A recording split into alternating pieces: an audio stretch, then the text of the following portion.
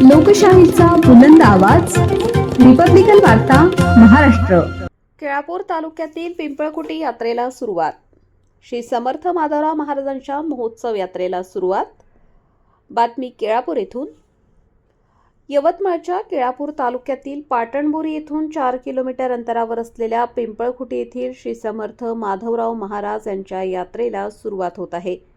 ही यात्रा पौष वैद्य द्वितीय 4 जानेवारीला रात्री 10 वाजता श्री समर्थ माधवराव महाराज यांच्या मठातून श्री समर्थांच्या पादुका घेऊन रात्री 10 वाजता पायदळ पिंपळकुटीच्या वाळवंटात रथाचे आगमन होईल.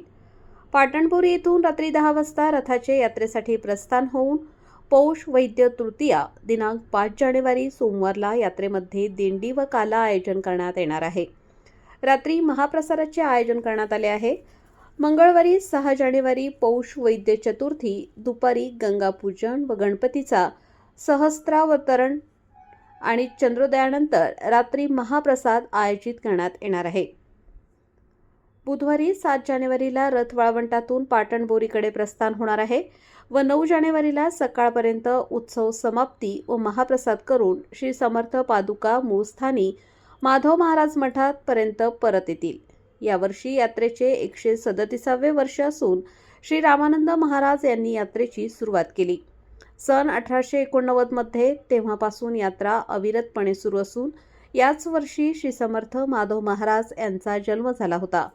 पिंपळकुटी यात्रेची माहिती फार मोठी असून अंदाजे 200 वर्षापूर्वींचा इतिहास असून यात्रेकरिता विदर्भासहित मराठवाडा तेलंगणातील नागरिक मोठ्या प्रमाणात येतात.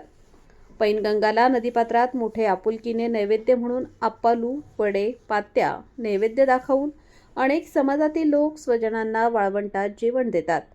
दरवर्षी हजारो नागरिक दररोज येतात. पैनगंगा नदीच्या काठावरील वाढतात. सदर यात्रा दरवर्षी भरत असून तेलंगणा, महाराष्ट्र, आंध्र सीमेवरील नागरिकांना याची खूप मोठी उत्सुकता असते. यात्रेतील रसवंती येथील रस, भजे व जिलेबी प्रसिद्ध आहे. या यात्रेला मोठमोठाले आकाशपाळणे, झुले येतात. रंगीबेरंगी खेळण्याची दुकाने, अनेक प्रकारची दुकाने, चिवडा व सौंदर्य प्रसाधनांच्या वस्तू यांची दुकाने लागलेली आहेत. या सर्वांचा आनंद या परिसरातील जनता घेत असते. रिपब्लिकन वार्ता न्यूज महाराष्ट्रासाठी केळापूर प्रतिनिधी Hanuman लसंते, Yavatmal. Subscribe now and press the bell icon. Never miss an update.